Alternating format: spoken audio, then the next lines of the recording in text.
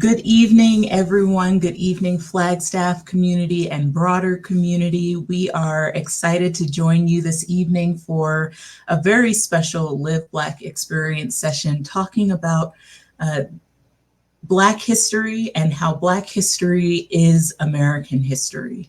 We are excited to have giving this presentation our own hostess, Miss Bernadine Lewis, Reverend Dr. Bernadine Lewis, who will be walking us through this, teaching us about the importance and significance of Black history, and really honing in on why we are focusing on this as part of this program.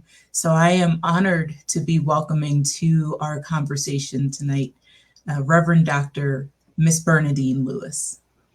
Hi there, good evening.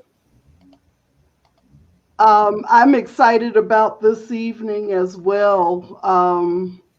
As before we came on, this is going to kind of be a review of some of the topics that we have been talking about over the last several months. And it's also going to be a preview of some upcoming topics that will be coming in the spring and early summer. But I wanted to start right here with breaking news, a special announcement. The Nobel Peace Prize nominees include Miss Stacey Abrams, and I think we all know why, but just in case, she was nominated because of her work, obviously, that helped to boost turnout, and it's being acknowledged as nonviolence activism. And so also she's being honored for her work, which the committee seems to view it as following in the footsteps of Dr. King in the fight for equality before the law and for civil rights. And then Black Lives Matter, the movement, was nominated for their struggle against racism and racially motivated violence. So just some breaking news to start us off. And Khara, I will see you in just a moment. I guess we'll be back for some Q&A. Absolutely. All right, then. So good evening, everyone. We wanted to come to you with this special, again, to just, I think this really drives across what the Lived Black Experience Project is all about. And I think one of the main themes that we want to really drive across is the fact that Black history is indeed American history. It is a big part of America's history. And so this presentation was designed to probably touch on some things that you did not learn in your history class. So here we go. Always want to point us back to, and as we said earlier, this will be a review too of some of the presentations that we've brought to the community in the last several months. And then again, you're going to see some topics that will be coming up in the next coming months. But a few months ago, time really flies. I think it was in the summer where we talked about the 1619 project. And I really think, because this is all about, this Lived Black Experience Project is all about having those difficult conversations and putting those difficult conversations out there for we as the community, as a community, to be able to feel comfortable enough to come out and sit down and let's talk about it. And I think the 1619 project is one of those projects which was launched by the New York Times on the anniversary of the 400th year um, that marked the first enslaved Africans arriving in Virginia. Um, so this was launched, that would be 2019. And I always view this as a project much like the Lived Black Experience project, that sort of helps you to have somewhat of an easy conversation. I would submit to you that Georgia and South Carolina's history um, records 1525 as the first slaves arriving on those coastal islands. So it is here that we give a warning.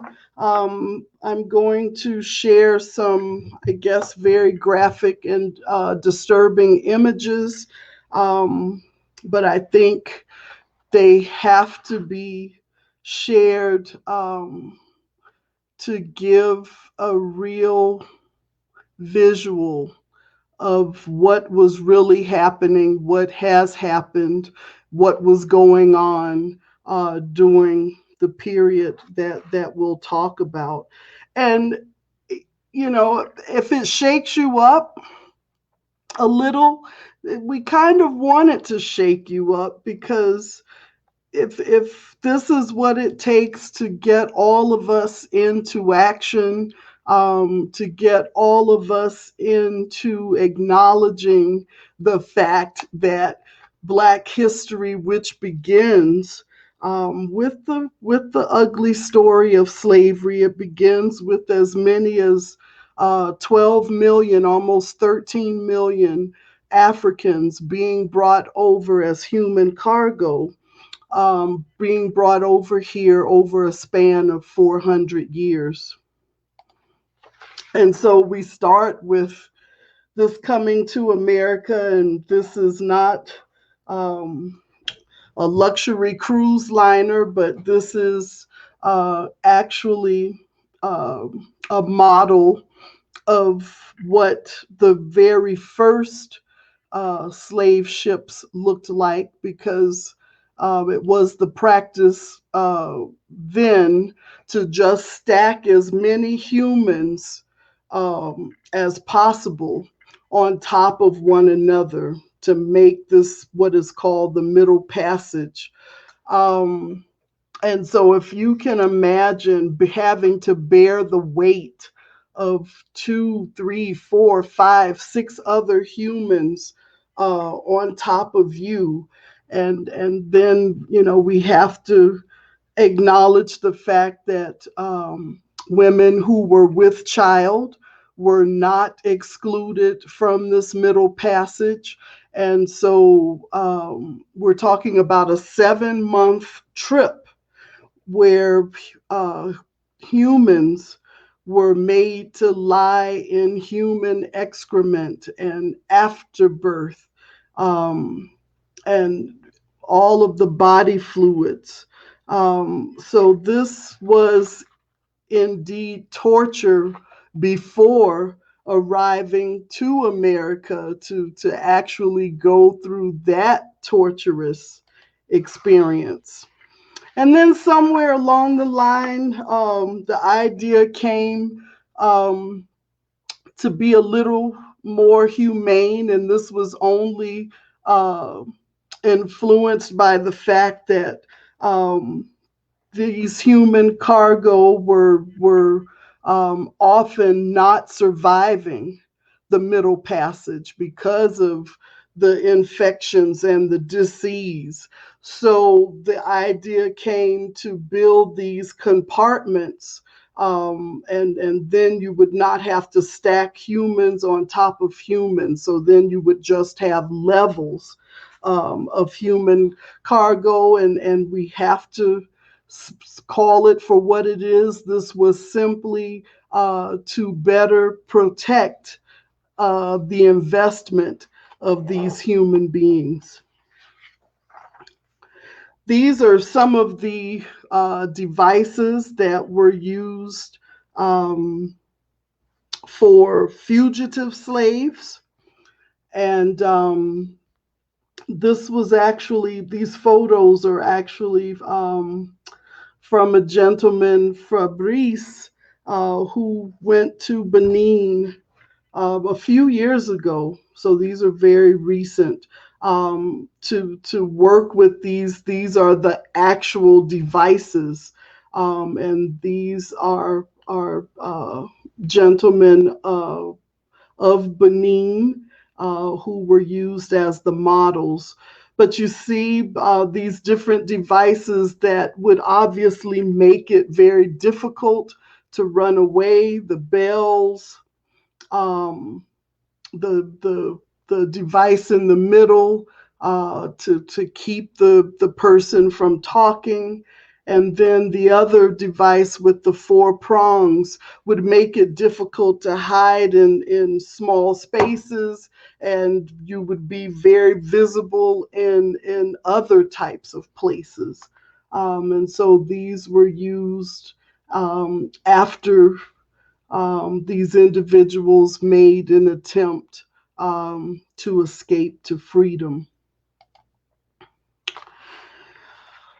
One thing that we're going to cover in a few weeks, something that we do not talk about or hear about often, the fact we don't talk about the economics of slavery. And so we want to kind of touch on that in this moment. When I do this lecture, I've had students to ask, why didn't the slave masters just learn how to grow cotton and rice and all of these other things? Why didn't they just learn to do it themselves and then teach others how to do it? And they were amazed that they could not find these answers, or this one particular answer, in their book, in their textbook. And the answer really is quite simple. These individuals wanted knowledgeable and skilled free labor. And so then they, in turn, would be able to reap the monetary benefits. And one of those benefits in the South was that you had to have these huge houses that would sit in the middle of the plantation. And the design idea behind it was to have it sitting where you could view all of your property, um, all of your crops. And so these big houses, and they would often be called the grand house or the big house, and they would all have these big verandas, and where you could sit on the porch and just look out onto all of these vast acres of land. So whether we want to admit it or not, slavery or the economics of America was built on the backs of slaves. This is actually a piece of art done in recent years, but it's from a photograph from 1730. This is actually New York, Wall Street. And in the center, you will see a roofed, open piece of architecture. This is actually where human cargo was sold.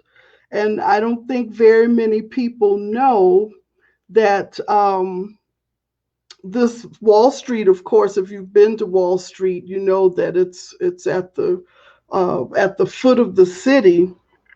And so at one time, there was actually a great wall that was built about 9 feet tall in order to protect the city. So that's where we get the name Wall Street, because from one end of the street to the other end, this wall existed, which was actually built by African and Native Americans who were enslaved at that time.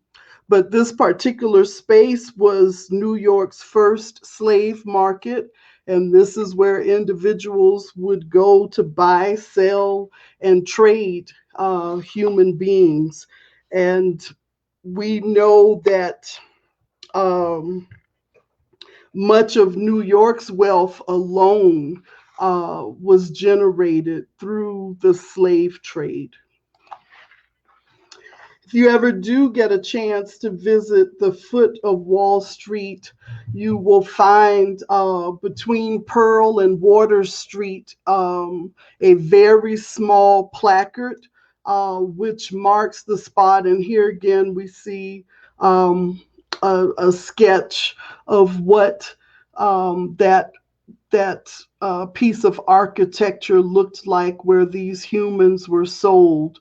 And so this placard actually marks the spot of where the slave market was. So Wall Street has a long history.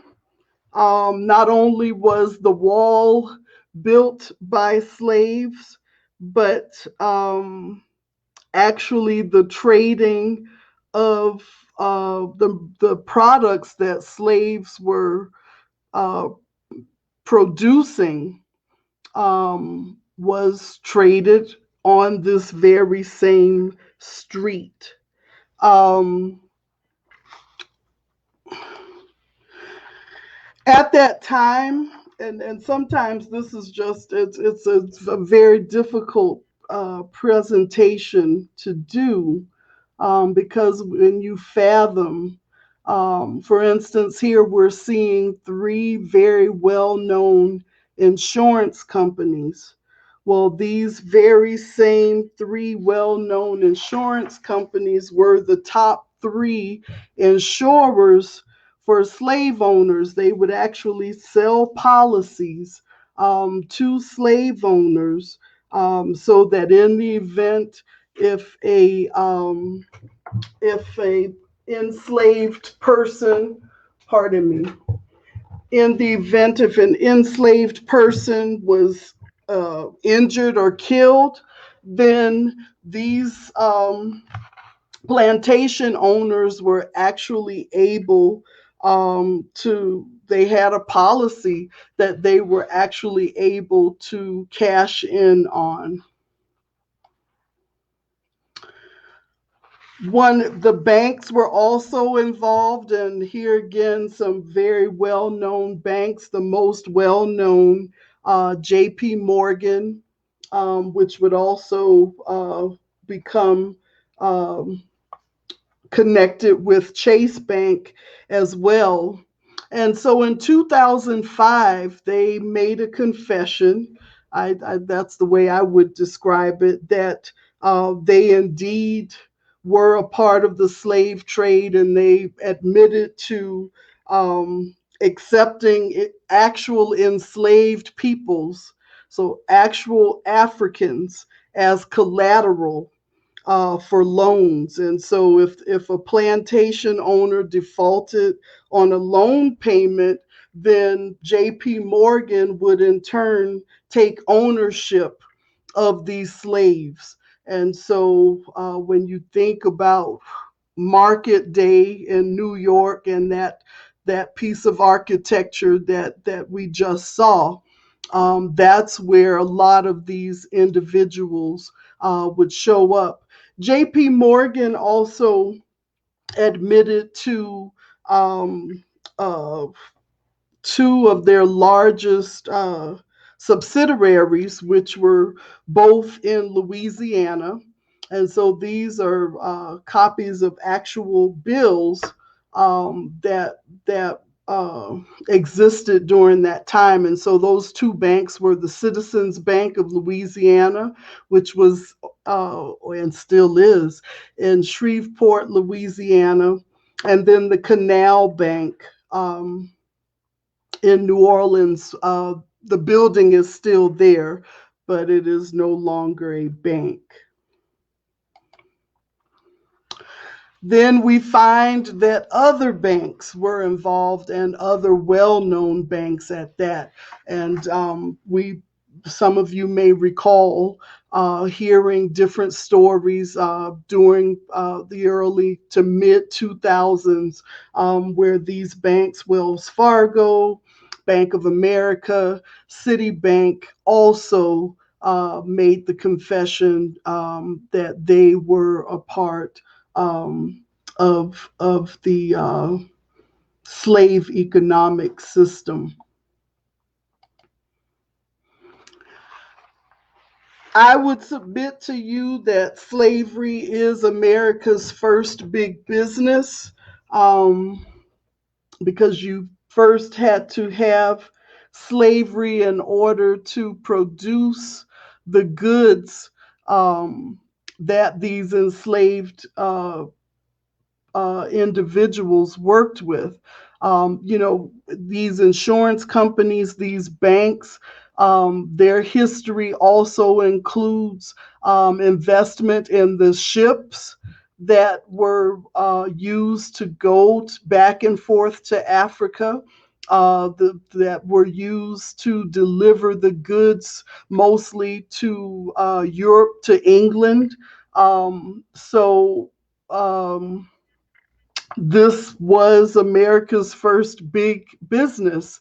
Now, I'm showing this bill, and this was one of our previous discussions or presentations. We talked about the Weeping Day.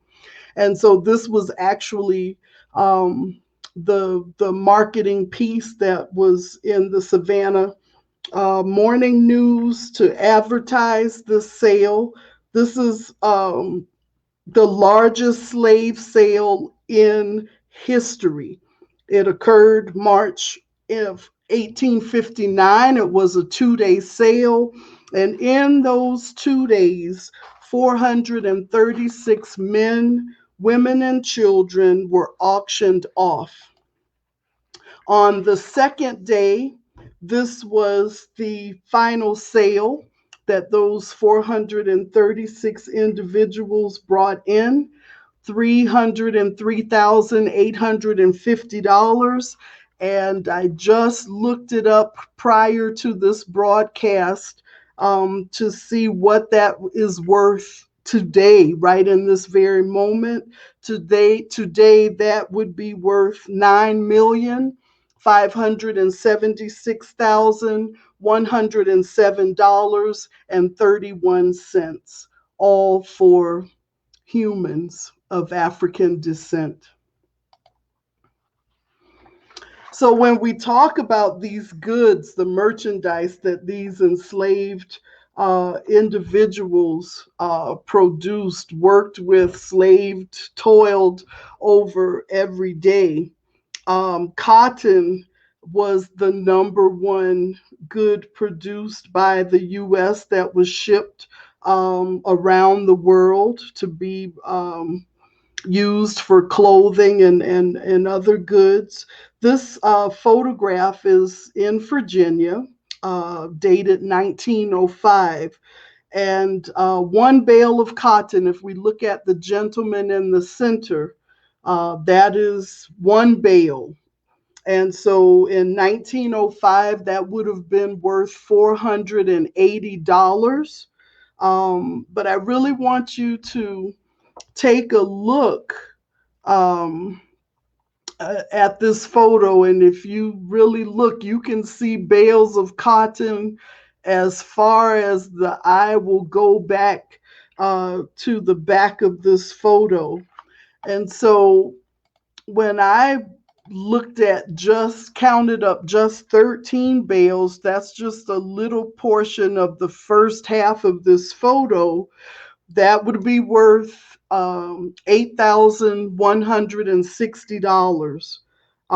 Today, this photo, if this were actually if we were standing in the midst of all of this cotton, just those 13 bales today would be worth $241,530.44.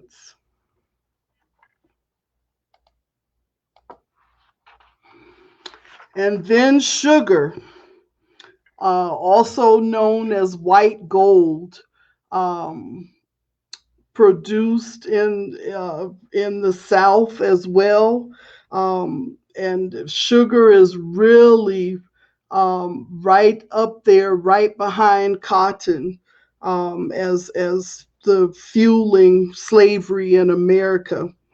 Um, Most of the sugar plantations, or the best so-called best sugar plantations, were in Louisiana, and Louisiana slave owners were known as sugar masters from about 1820 to 1860. And this is actually a photograph from a Louisiana plantation. And then we see the logo for Domino Sugar. This was the predominant sugar manufacturer. They had, of course, a plant in Louisiana, one in Baltimore and Maryland, and one in Domino. Sugar still exists, as far as I know, in Brooklyn, New York. And so it is said that the enslaved population quadrupled over a 20-year period to 125,000 souls in the mid 19th century. So Louisiana was actually, or could be today, if we had to really describe that. I was listening to a lecture recently, and the professor said that they could be considered the Walmart of people selling. And the third biggest good that was fueled by slavery was tobacco. And so those individuals, when we talk about the 1619 Project, were in Virginia. All of your big tobacco companies are right in Virginia. And we have to note that both Africans and Native American enslaved souls worked the tobacco trade in Virginia, North Carolina, and Kentucky.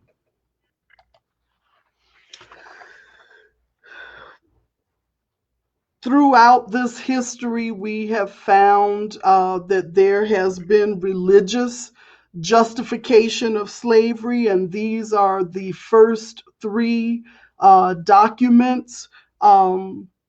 Two were written by a Reverend Stringfellow, and one by a Reverend Fred Ross. But all three of them, the purpose was to justify that slavery was indeed of God. If we look at slavery ordained of God, Reverend Ross quotes a scripture: the powers that be are ordained of God. This is Whipped Peter. I'm not sure how he became Peter. His name was Gordon, but Whipped Peter was used on postcards by abolitionists who would send these postcards nationally, internationally, just all around the world, and to share the horrors, the physical horrors or the physical abuses of slavery. And so Whipped Peter, um, he escaped from a Louisiana plantation in March of 1863, and he gained his freedom when he reached the Union camp near Baton Rouge. So I want to make this story a little more personal, and share my slave narrative, both paternal and maternal, so mother and father. And I'll start with my father. My father's people were brought to Sapelo Island, which is a coastal Georgia island. And we see a photograph here of Prince Balali Muhammad. And Prince Muhammad, Prince not being a name, but actually a royal title, brought from Guinea. And he was actually uh, put in charge or placed in charge of the plantation on Sapelo. So when I say not a typical slave story, this is not a typical slave story. Um, he at one time had a gun to help fight off the enemy that was trying to invade Sapelo. He and about 50 or 70 other men were entrusted with weapons to protect the island. Not a typical story in that he was allowed to keep his Muslim name. That's where we hear Balali Muhammad. He was allowed to continue to practice his Muslim faith. He spoke 5 languages. The slave master allowed them, he and the others, to learn how to read and write. Um, and I think what's most touching to know about my family is that they were allowed to fall in love, um, and marry whom they wanted. And the slave master did not sleep with his slaves. So this is not the typical slave story. And then you'll see the photo on the right, my great grandmother, Miss Katie Brown. She breastfed her slave master's daughter, but upon her freedom, she was given not 40 acres and a mule, but still given some land and livestock to begin her life of freedom. And that house is still, or that property, some of that property is still uh, in the Lewis family. And it sits down the road a piece from where the big house is, so where she would work in the big house. Um, so not the typical story in that she was known and remembered as being very sharp-tongued, quick-witted. She'd tell her slave master that she would do his work when she was done with her work. And somehow he did not take offense to that. Most slaves would have been whipped 100 lashes, or their tongues cut out, or even just hung. But he actually would go to her for motherly and spiritual advice. So this definitely is not the typical story. I want to share some trivia here. This is actually uh, John Trumbull's painting of the Declaration of Independence. But what you will see are some modern red dots. So these are actually the signers of the Declaration of Independence. We call them our founding fathers. But these red dots indicate 34 of the 47 founding fathers who were slave owners. And so I use this to transition into my maternal slave narrative. My mother's people were brought from West Africa and the Bahamas to the plantations of South Carolina. And unfortunately, they have the typical slave narrative. They were not treated with any respect of their culture, and they were not allowed to read and write. They didn't receive their 40 acres and a mule after the Emancipation Proclamation. And undoubtedly, the slave master did sleep with his slaves because in my family, we have some relatives who we would whisper and say that they could pass. And that meant that they looked as though they were European Americans. And so my mother's slave narrative includes this man, Louis Agassiz, who was a known, well, he was a scientist, so he earned the title of doctor. Um, he was a zoologist, a geologist, and he is known as the father of scientific racism. So he is very well known and has many documented works of separate creation of the human races. This is a letter that he wrote to his mother. So he left Sweden, came to the US, actually to Harvard, and he, upon his arrival, went to Philadelphia. And this would be the first time that he encountered Black people. And so he shares this letter with his mother about that encounter. And I'll just, to save time at the end, where he says, and when they advanced that hideous hand towards my plate in order to serve me, I wished I were able to depart in order to eat a piece of bread elsewhere rather than dine with such service. What unhappiness for the white race to have tied their existence so closely with that of Negroes in certain countries. God preserve us from such a contact.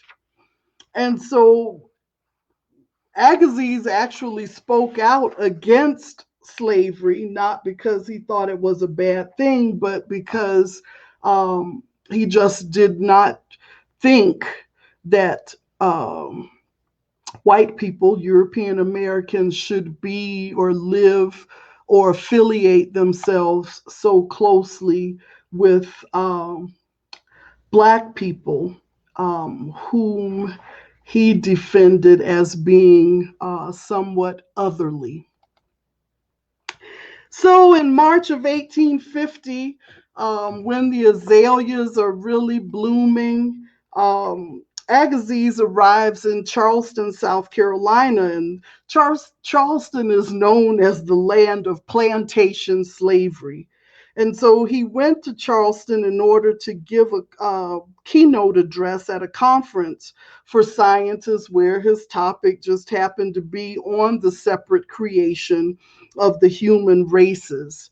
After the meeting, Agassiz expressed an interest in visiting some of the Carolina plantations, and he did, and he noted the anatomical differences between some of the African tribes. So he was really only interested in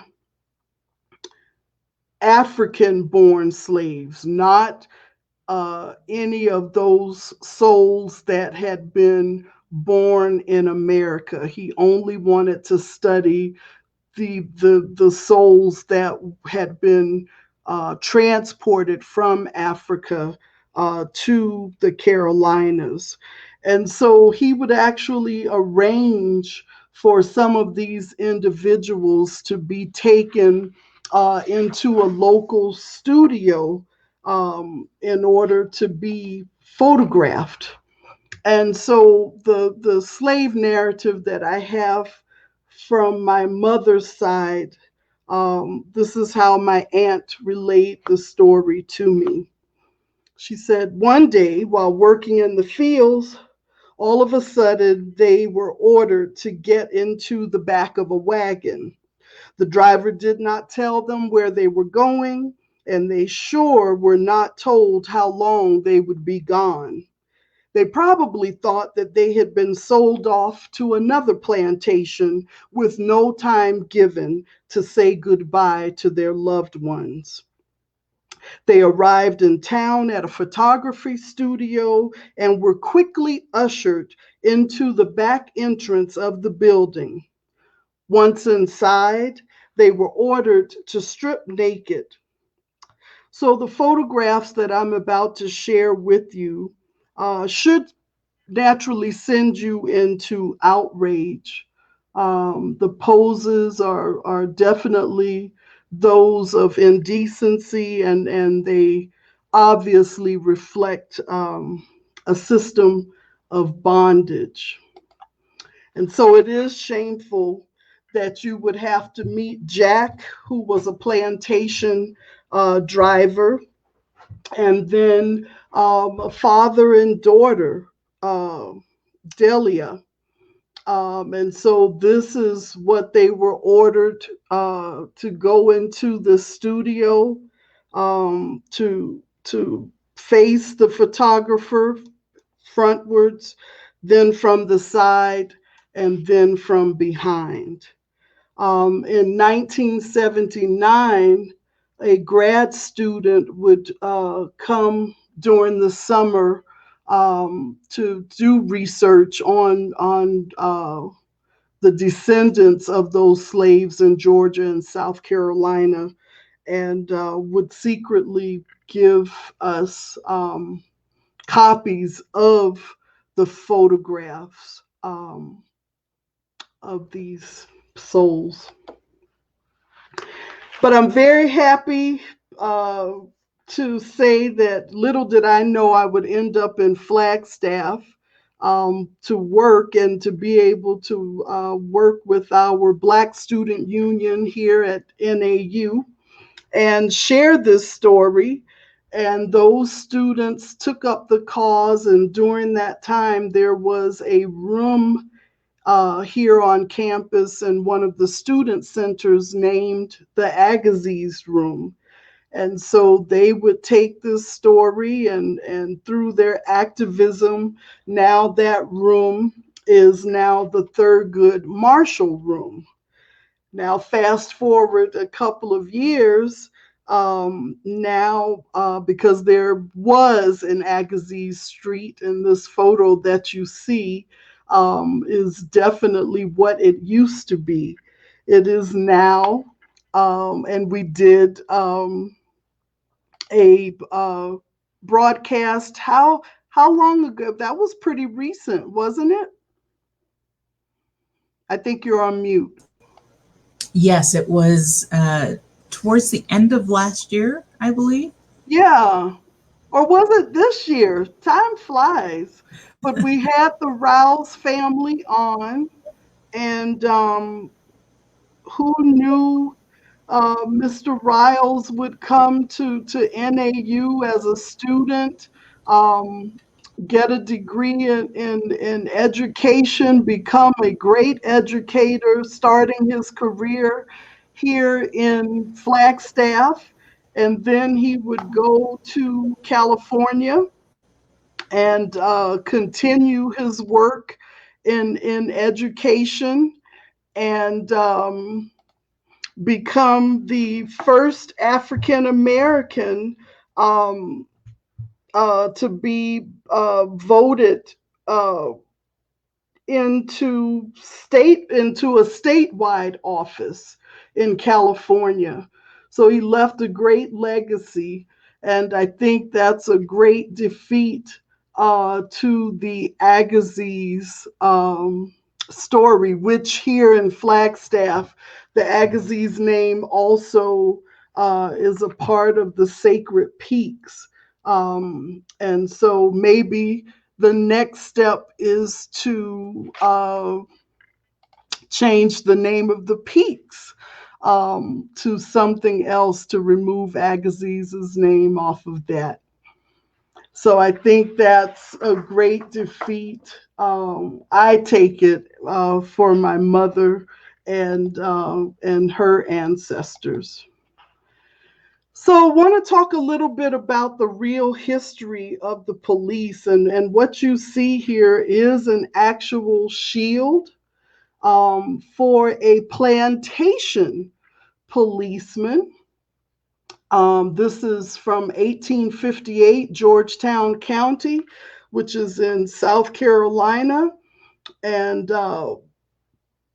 this is the history of your first police officers. They were charged with um, going after, arresting, keeping under control runaway slaves.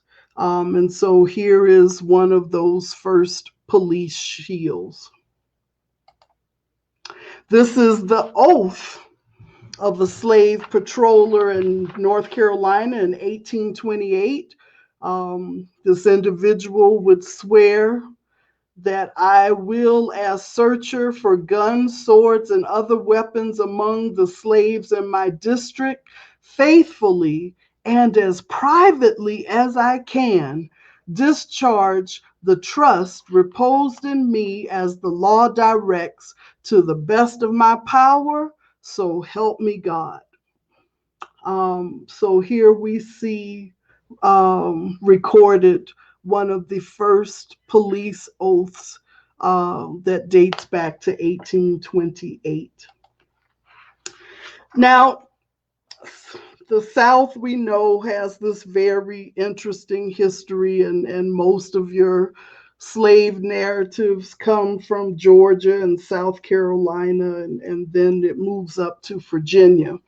In 1861, March 21st, and this will be an upcoming discussion for the lived Black experience, this gentleman, uh, Vice President Alexander Stevens, he's at that time was the Vice President of the Confederate States of America. He would come to Savannah and he would make a speech explaining why they seceded from the Union. But in this speech, he would also publicly declare white supremacy. And so, up until then, yes, it would have been maybe a part of a church sermon. It may would have been whispered on some of those same verandas of these big houses or the grand house. But this gentleman publicly declares white supremacy, with the so-called truth that the slave, being the Negro, was indeed a subordinate race, and that the white man was the superior race. So, with all of that in mind, and we're still talking about policing because it is a known fact that those police would take that oath of white supremacy as a part of their police oath. But at last in Atlanta, when we fast forward to 1948, this photo was taken April 3rd, downtown Atlanta, outside of uh, what was a police precinct, but instead it really was the YMCA. The uniforms that you see these gentlemen in, and these gentlemen were known as the original eight. They were the first Black police officers in Atlanta, Georgia. But because they were Black, their precinct was in the basement of the colored YMCA in Atlanta. And because they were Black, the white police officers did not want to wear the same uniforms as the nigger policemen. And so these officers' uniforms were actually YMCA uniforms. These officers were not permitted to drive squad cars. They were not permitted to patrol white neighborhoods or to wear their pseudo uniforms to and from work. And they absolutely could not arrest white people. What they did as police officers is a good question. One of these gentlemen would actually retire to Savannah and become a big part of the Savannah community. His name was Mr. Jones. And he shared, and I want to share it with you, his oath, the oath that he took on April 3rd, because this was the photo that was taken right after they were sworn in. The oath that Mr. Jones took was, I, Johnny Paul Jones Sr., a Negro, do solemnly swear to perform the duties of a Negro policeman. That was the oath that he took. He would, as I said, retire, move to Savannah, become the first Black chairman of the Chatham County Savannah Metropolitan Planning Commission. And he also was the last of the original eight to pass away at the age of 93 in 2013.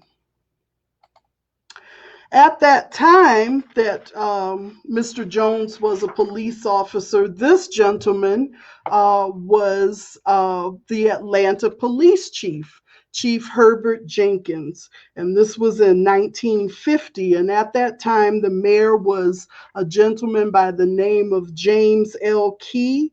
And he charged Chief Jenkins with integrating the police force. But Mayor Keyes did not know that this would be impossible for Chief Jenkins to do, because at that time, Chief Jenkins, along with an estimated quarter of Atlanta police officers, also owned a second uniform. They were Klansmen, so they wore the police uniform by day, and by night they wore the uniform of the Ku Klux Klan. The photo that you see here, another piece of trivia that I'd share with you, is a photo of Supreme Court Justice Hugo Black. And he was exposed right after his confirmation of his longtime membership in the Ku Klux Klan, and he remained on the bench for 34 years.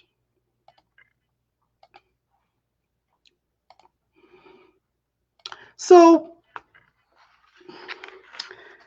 just want to share a little bit of history that maybe many may not know about the Black Lives Matter movement. These are actually the three sisters who are the founders of Black Lives Matter. And the sister on the right, her name is Opal Tometi, is actually a University of Arizona alum, and she lives in Phoenix. Not very many people know the history of these three sisters. The Black Lives Matter movement was founded in 2013 in response to this precious soul pictured here, Trayvon Martin. After his murderer was acquitted, these three courageous women founded the Black Lives Matter movement. So I want to introduce you to Huey. This is Huey, and his name is Huey Freeman. And I like to consider Huey my make believe son. He's one of the main characters from the cartoon The Boondocks, where he has a brother and they are being raised by their grandfather. Huey's actually named after Huey P. Newton, pictured here, who was one of the co-founders of the Black Panther Party. So Huey's kind of militant, speaks up when many people do not speak up. And so if during this Black Lives Matter movement, the question or the response was all lives matter.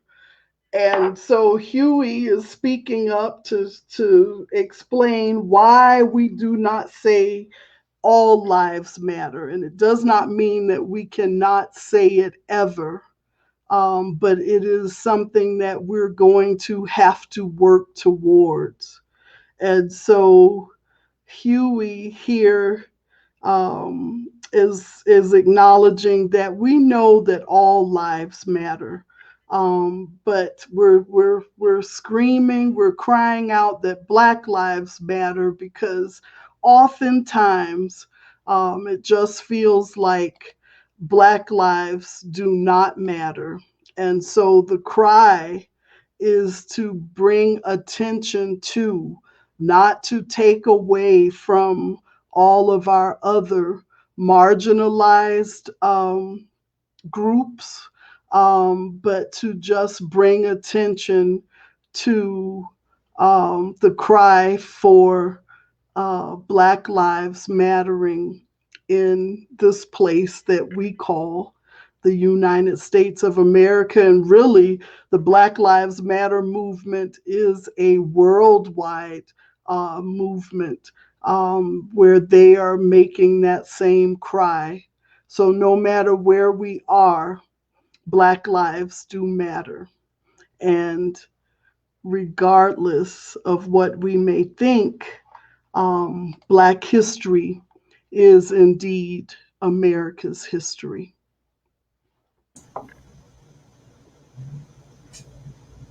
Amen. Amen. Well, thank you so much for that presentation. And I know we are coming to our hour, but I want to make sure that we touch on some of the questions and comments that we've seen come in. One of the questions that arose as you were speaking, and you drew attention to the fact that in several states there were Blacks and Indigenous and Native American peoples who were enslaved side by side.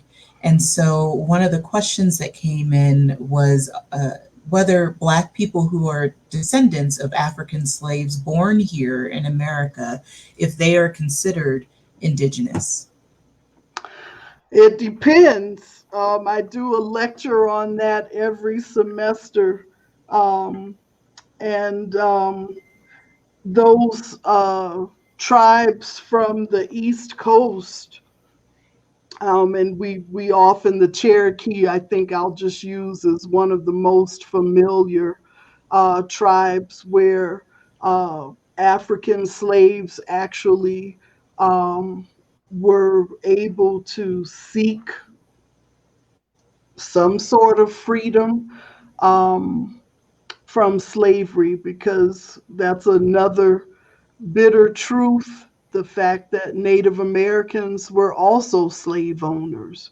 But it becomes an interesting narrative, um, where you can sort of be empath or understand, that running away from a plantation where you're being brutally beat and you're working from sun up to sundown, 7 days a week sometimes, and then you run and find refuge with these Native American tribes, but you're allowed to rest. You're allowed to have a 5 day work week. You're allowed to get married. You're not brutally beat or mistreated. So it's a interesting history. And then we know about the Trail of Tears, and so that topic is also going to be one of our upcoming um, discussions very soon, about indigenous Black, or Native American, Black Native Americans. One of the questions that just came in was asking, what is the best way we can incorporate more Black history into our classrooms? And I want to kind of pair that question with um, a partial discussion or thoughts on why this conversation is important, particularly when we think about, I'm sure those who are watching and we ourselves are aware of the multiple areas across the country that chose to opt out of Black History Month. Schools that were deciding to allow parents to opt their children out of any curriculum dealing with Black History Month. So I think that goes back to the initial question that we phrase as a statement in the title of this, of the fact that Black history is American history.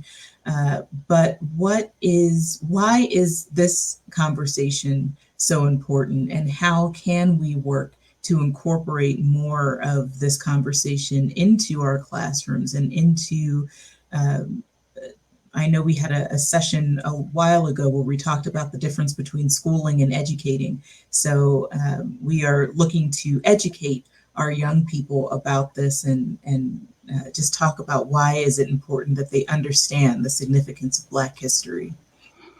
How can we consider ourselves to be teaching authentic history if we are not including Black history in the lesson, which it is more than slavery, of course, but we aren't even teaching. I don't know, it's like somehow the ships just arrived, they were here, and these people were enslaved, but we forget to talk about why they were brought here, and how much of white America still enjoying the benefits of those ships coming here. So I think if we really want to be authentic, and I think that there is a consciousness that is being raised now, that people do want to know Black history, know more about it, know more than slavery. And I like the fact that, like, I'm seeing my sister here in North Carolina, Sister Pamela, Sister Dr. Pamela, and she's asking, what's the best way to incorporate more history into our classrooms? Well, for English, and she's a brilliant writer, why not incorporate some of the Black authors, the best of the Harlem Renaissance, James Baldwin, W.E.B. Du Bois, Zora Neale Hurston. Why can't these writers be incorporated into English lessons? And then when we talk about architects, then we have to talk about uh, uh, uh, uh, uh, is it Banneker, Washington, uh, who designed Washington, D.C., and all of your southern states are built on those grids, those squares that a Black man designed. So why can't we have him in our architecture books? And so there's more to history than our history than Frederick Douglass, which we really do not tell all of his story, more than Harriet Tubman. We don't tell all of her story. How about she became a soldier at the end of her career and led a group of men right in South Carolina? I got friends in South Carolina who did not even know that Harriet Tubman was there fighting. You know, so we first have to want to be authentic in what we are teaching our youth, who we say are our future, and how can they lead and influence the future if they do not have a historical record of their past, an authentic historical record of their past, or one that just seems to show a certain group of people up here, and then these others were over here and down here where you can't even see my hands moving. So we have to want to be authentic. Yeah. And, I think there are broader and deeper chasms into which we could tread when it comes to the discussion of why there is such discomfort, in particular, in dealing with Black history in America, and some of the um, requests that are made to have a reckoning with some of that history. I know that we have sessions that are coming up that will dive into some of that conversation, and so I encourage folks to continue following along with us and engaging in these conversations and all of that. We have another question that just came in about sharing some ideas of resources.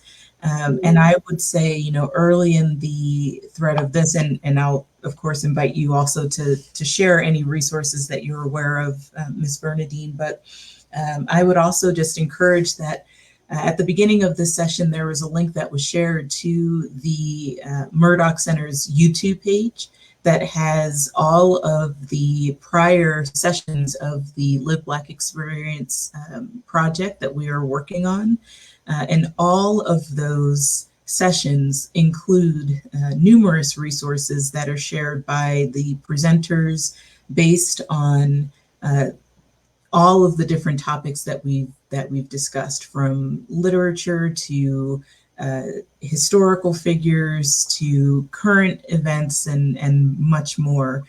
So going back through and rewatching those and pulling some of the resources from that will be very helpful. We also have, I was just about to say, we also have a book club that will be launching in March. I actually just today got my first books for that will be launching. That will include numerous angles, from literature and fictional novels that are examining the Black experience, to nonfiction works. Every month we are going to be looking at both a fiction and nonfiction book and discussing, the significance of those stories. We have conversations coming up in March that are specifically talking about different women in Black history and much more. And so we really are striving to provide a broad stroke lens and focus on the true breadth of the lived Black experience in America.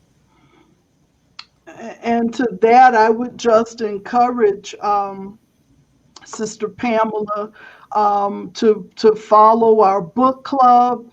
I would like to see some movies, a movie list added as well.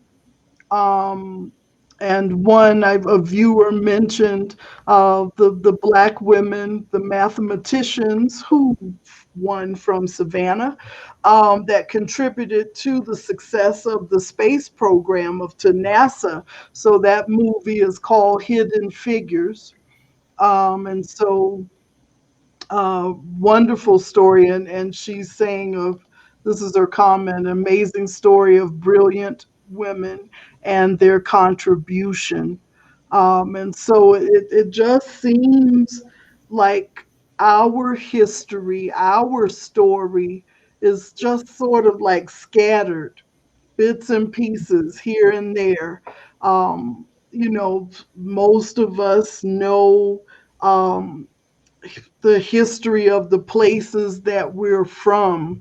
And so it's amazing how sometimes we come together and can share about different things that have happened in the places that we were born and or raised. And with that, it never ceases to amaze me, this rich history that we come from, the rich Black history right here in Flagstaff. So we've just got to, it has to be something that you seek after. I know my upbringing was, I had to know about who I was and where I come from and why is it or how is it that I came to be here.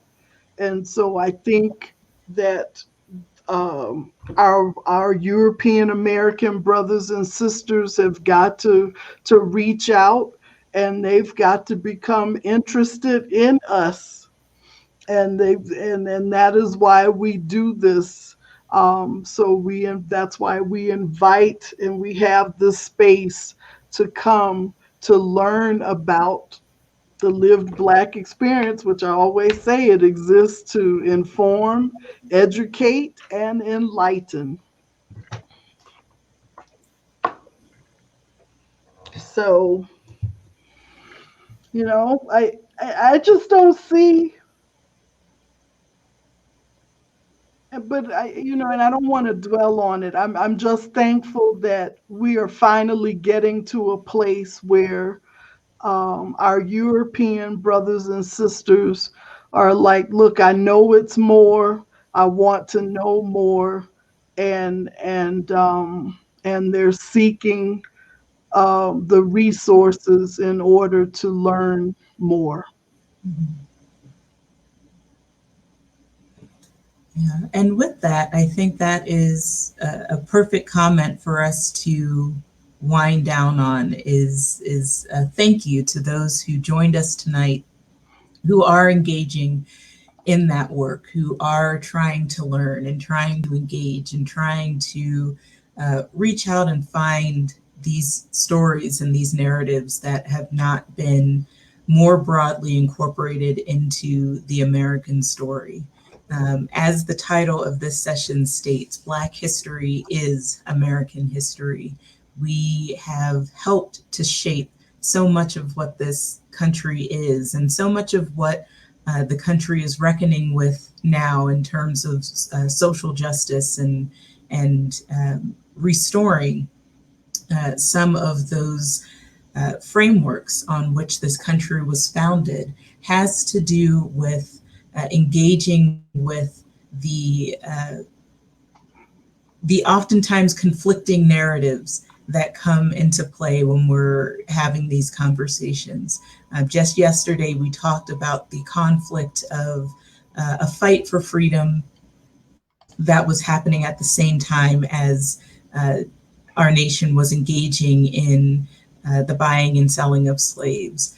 We're talking now about the framework of a country that at the same time as it was developing a sense of democracy and fairness and the rightful treatment of men and women under the law, was also dealing with very contradictory images of Black and Indigenous and other peoples who shaped what this country could be and should be.